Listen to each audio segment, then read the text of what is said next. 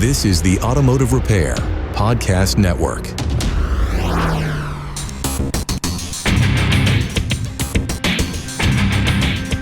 Welcome, everyone, to yet another episode of Diagnosing the Aftermarket A to Z. I'm Matt Fonslow, and no good deed goes unpunished. That and more after a word from our sponsors, Pico Technology, Autel, and Independent Wrench Jobs. Are you chasing elusive automotive problems? Pico Technology empowers you to see what's really happening. Pinpoint faults in sensors, wiring, and components with unmatched accuracy. Picoscope oscilloscopes transform your diagnostic capabilities. Visit picoauto.com, that's Pico auto.com, and revolutionize your diagnostics today. Autel delivers award-winning automotive diagnostic tools trusted by technicians across North America. Backed by Autel North America experts in sales, training, and technical support. From drivability diagnostics and TPMS service to ADAS and advanced safety systems, Autel helps technicians follow OEM procedures and repair with confidence. Learn more at autel.com. Sponsored by Independent Wrench Jobs, tech-only jobs, no runaround. Built by Technician Find, helping tech since 2017. Join free at independentwrenchjobs.com. I guess at risk of sounding like I know what I'm doing, I'm going to tell you a little bit of a story outside of the repair shop. Then somehow, some way, I will weave this into the shop. It shouldn't be that hard, right? Maybe I need to skip the whole story and just get right to the shop stuff, but I don't know. A good story is a good story, right? And I think this might be a good story. Maybe not. I guess we'll find out. So my wife, her oldest brother, owns a house, a townhouse. He owns the house. His mom lives with him, or their mom lives with him, and then their younger brother. So my wife and her older brother's younger brother to them lives there as well. And by younger, I mean, I'm pretty sure he's late 20s for sure. He might be 30. Not all that important. But it's a townhouse. It's a split level. So the oldest brother, the owner of the house, lives kind of in the basement. Kind of has his own little living space and a bedroom and bathroom, stuff like that. And the upstairs is pretty much dominated by their mom. And then the younger brother has a bedroom. The upstairs bathroom has had issues for a while with toilet flushing and the toilet being wobbly, technical term, on the floor. And so my wife is kind of on this home improvement kick. We've been doing a few things around our house, and she thought it would be kind of cool for her brother's birthday if we kind of fixed up his bathroom, the upstairs bathroom, the one that is their mom and younger brother use primarily. I knew when the toilet's wobbly, the floor's rotted. I think any of you who do any of this stuff, or honestly considering what we do for livings with kind of, I don't know, having some mechanical aptitude and how things work, most of us probably intuitively know that the issue isn't going to be just set a new toilet down and away we go. However, I don't think any of us really knew what it would turn into. I'm not going to go, it's not like worst case scenario, don't get me wrong, but you get the toilet lifted up.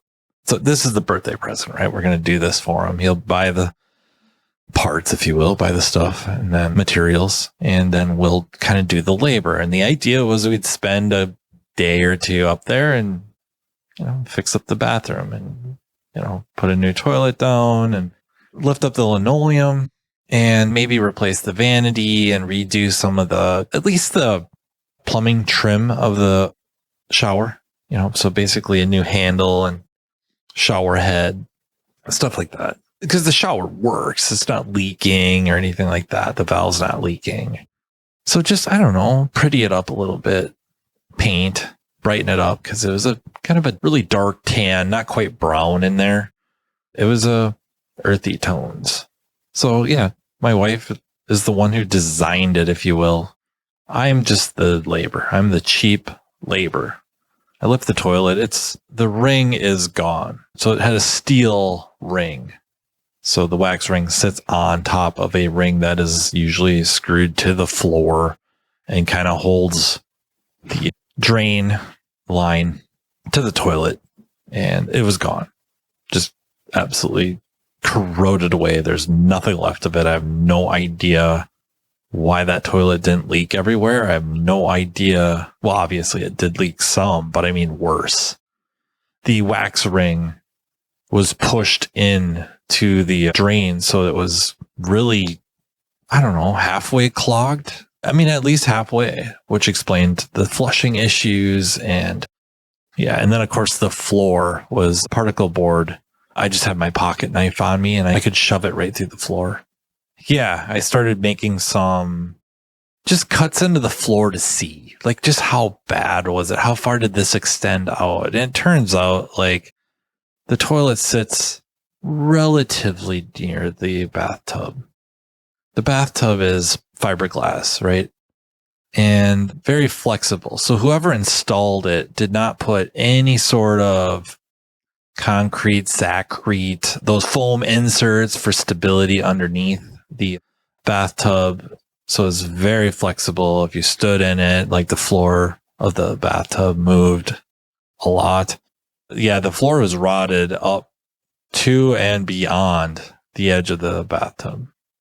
So again, how it doesn't, I don't know, crack or make noises, I guess, when you're standing in it, I have no idea. But I cut out essentially a 5 foot by 5 foot piece of the bathroom floor, which is a little over half of it.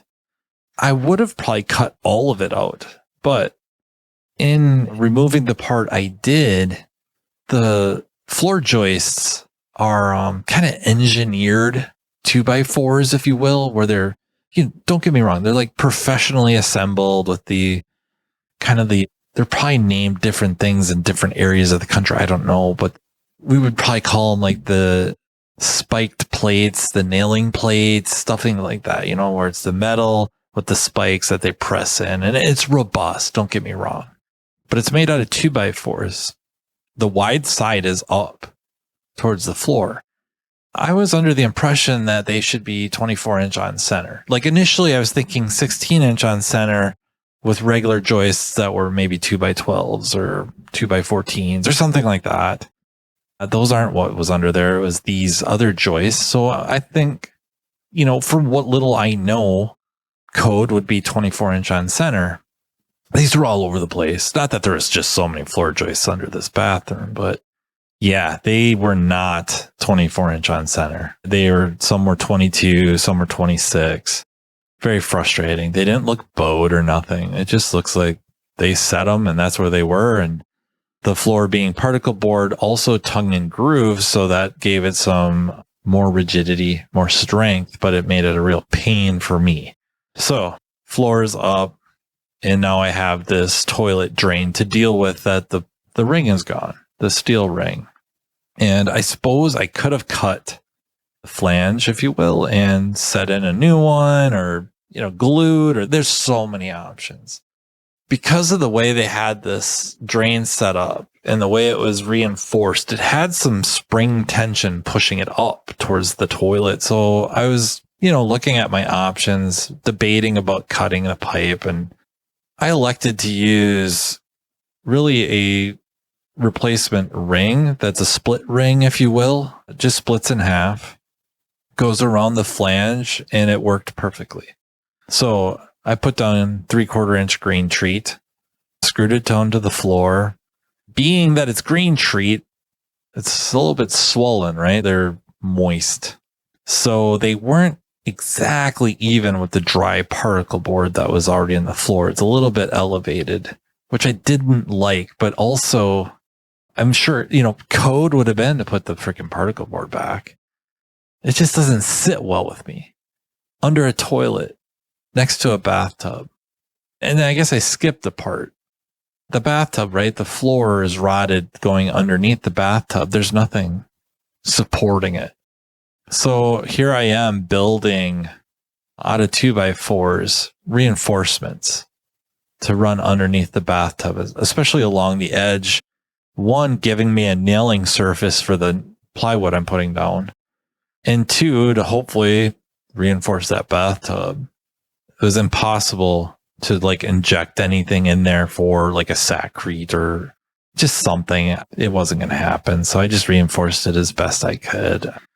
Again, this is not my line of work. I am making this stuff up as I go and just trying to do what I think is best.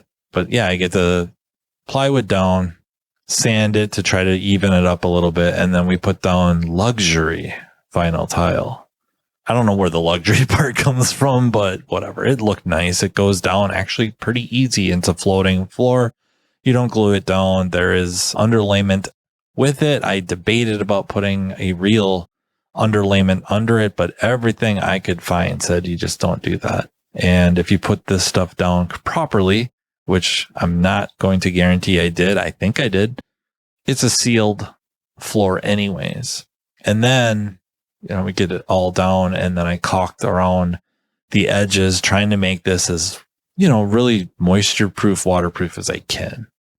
Yeah, set down the toilet, and then the vanity they get sits up quite a bit higher than the one that was there previously. So the drain from the sink doesn't go down far enough for the P trap. In a way, I kind of hate the way I sound because I sound like I know what I'm doing. I can't explain to you enough. I have no idea. I make it up as I go.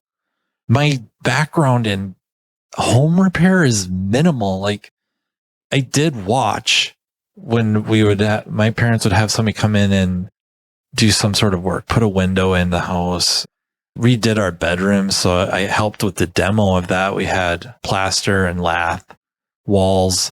The walls were filled. The insulation in our walls in the house I grew up was newspaper, shredded newspaper. And then up in the attic, that was insulated with sawdust. So I was the one responsible for scooping that out. Just so happened my Christmas gift from my grandma, my paternal grandmother, snow shovel, little orange kid snow shovel, fit perfectly. So that was the tool I had to use to scoop out the sawdust and then vacuum out the rest with just a regular vacuum cleaner because we didn't have a shop vac. Yeah, just watching that stuff, being around back in the day where you could kind of help and it wasn't really frowned upon. Nobody was worried about liability. Maybe they should have been. I don't know. But just kind of having my nose in everything, watching. If anything, watching. If I could, they'd let me help, I would help. And that was for the electricians, the plumbers. We redid part of the house. So again, maybe way more info than you care to know, but the house I grew up in, the farmhouse, is a big Victorian style, I guess, technically Victorian. That isn't to blow it out of proportion. Don't get me wrong. This is not a luxurious house, but it's a big old farmhouse, big old rectangle. It was built on in, I think, like 1900 to a house next to it. It's kind of spliced together.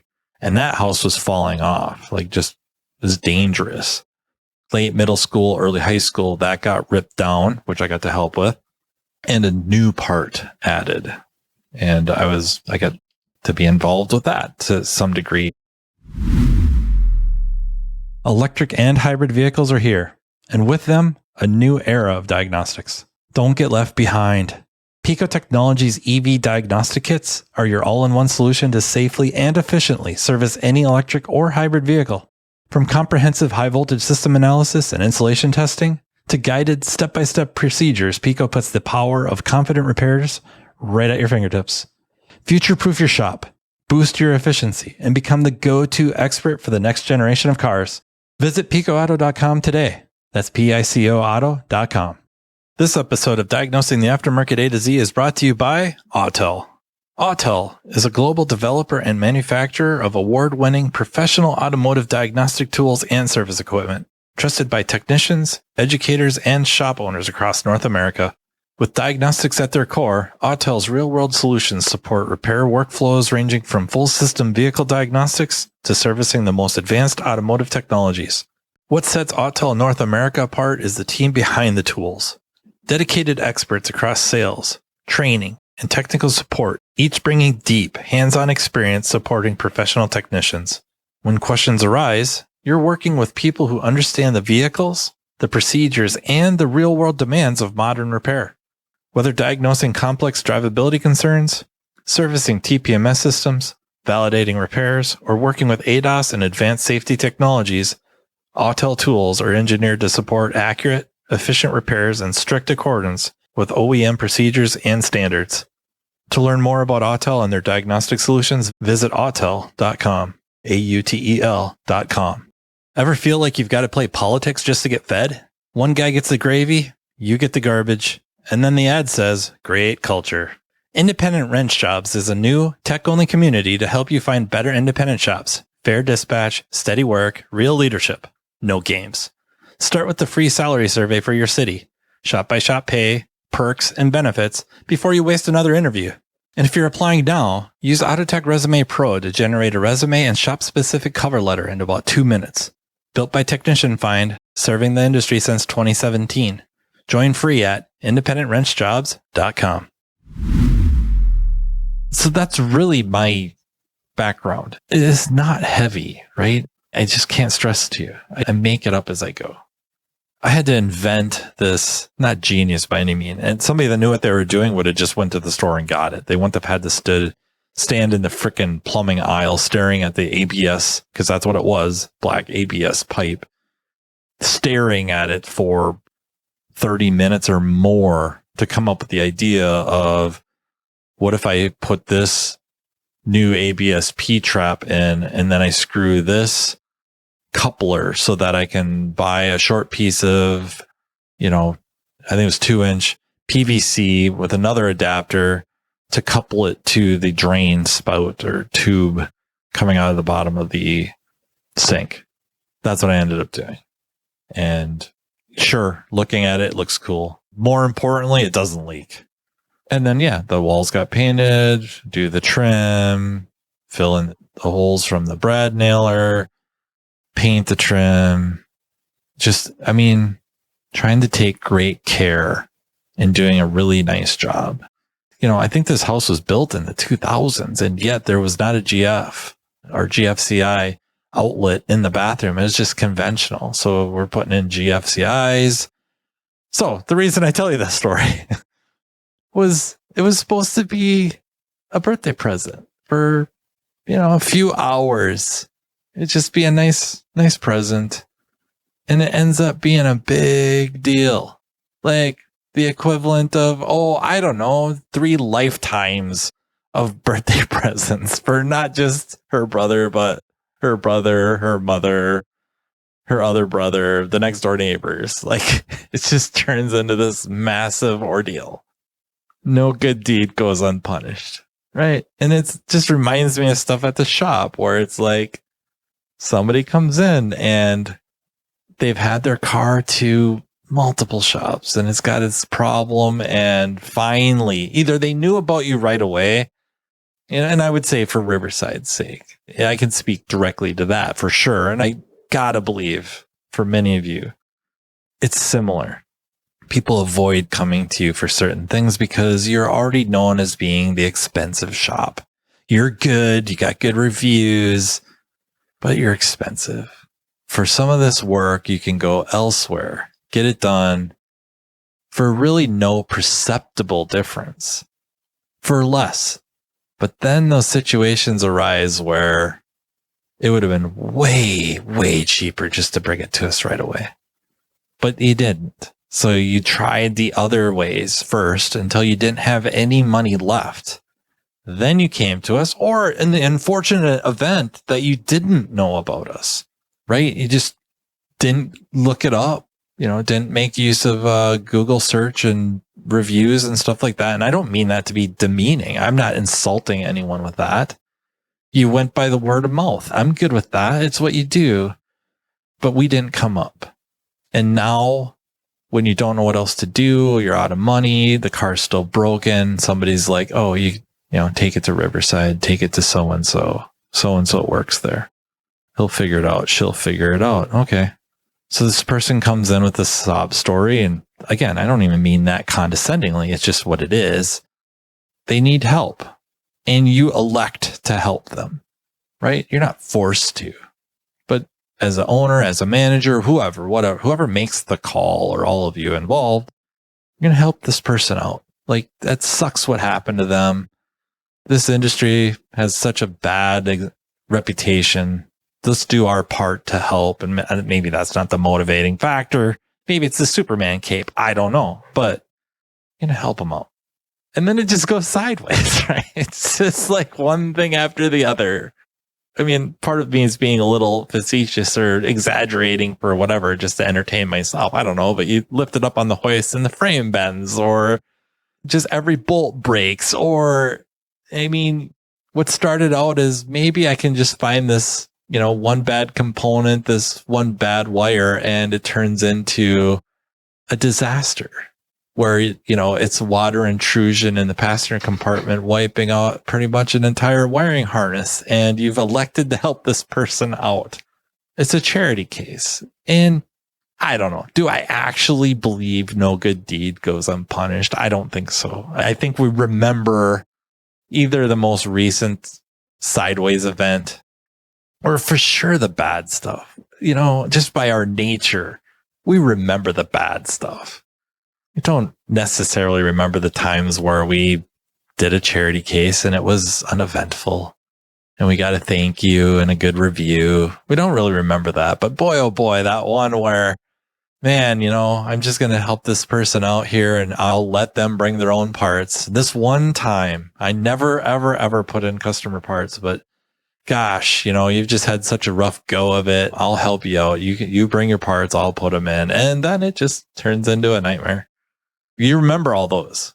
So no, I guess I don't actually believe no good deed goes unpunished. I do believe that we have biases and we do remember the bad things. Like, there are times we went up to her brother's house and did some work, whatever it is, the kitchen sink, the garbage disposal, the first time the toilet clogged really bad and getting it unstuck, not knowing that the wax ring was probably pushing into the drain. I'll have to remember that one. Yeah, whatever. The water heater broke. Just forget about the times that went up there with little to no fanfare and where things went well and it worked and we got a thank you and a meal and everything was considered good. Didn't even think twice about it. But boy, oh boy, when the floor is rotted out and you have to create bracing for the bathtub and cut up the new vanity so that it fits over the plumbing just right, and then go build and drain, and something that was just supposed to take, maybe a day or two tops turns into a week solid. Yeah, that's the one you remember. And that's the one you make podcast episodes about, evidently. But this is my plea then. That is not true. No good deed doesn't go unpunished, that we just remember them that way. And that, yes, just keep doing the good deeds. It works out way more in our favor. I don't tell my wife I'm going to freaking use her advice about positive energy. Actually, don't tell Tracy either. They buy into that, this positive energy junk. They're actually kind of right, though. There's reference material. It's not necessarily energy, but you do good things and good things typically happen to you, right? They say it's energy. I disagree. I have a different idea of what energy is than theirs. Mine's a little more complex to explain and maybe the subject of another episode. But in this case, yeah, keep going, fighting the good fight. Keep helping people out when you can, where you can. And yeah, it's not true. Even when you do get punished, it's not because it's a good deed. It's just was going to happen eventually anyways. It's just this one lines up with our biases and gives us a reason to complain, I guess. So that is how I will leave you. I really, really appreciate you listening. If you have ideas for other episodes, please don't hesitate to shoot off an email, or if you want to be on the podcast, have ideas for people to be on the podcast, just email me at mattfonslopodcast@gmail.com, or fire me a message on Facebook, or steal my phone number from, pretty much anybody, and text me. I really look forward to the ideas. There's one brewing I like A lot of questions as of late. I'm guessing driven by YouTube Shorts or maybe Facebook Reels, maybe Twitter stuff too, or X, whichever it is, or TikTok. Could be TikTok. Rushmore, not the movie, but the Rushmore lists. So I'm thinking I'm going to do that. That is really neat. I've gotten a few emails about that. So thank you for those ideas. And I look forward to more. And look forward to having you on the podcast if you want to, or tracking down someone and forcing them asking them nicely to be on the podcast because of listener demand. Thank you to our sponsors, Pico Technology, Autel, and Independent Wrench Jobs. And thank you to the Automotive Repair Podcast Network. They're the ones that make this all happen. Even Tracy. I think she edits this sometimes, so she has to do a lot of cutting and splicing. Lots. I wonder if she's ever seen Fight Club. If you know, you know. All right. Thank you again, and until next time, take care. You've been listening to Diagnosing the Aftermarket A to Z with Matt Bonslow on the Automotive Repair Podcast Network. Download our exclusive podcast app at automotiverepairpodcastnetwork.com because the best conversations in the industry start here. Want Matt to cover a specific topic?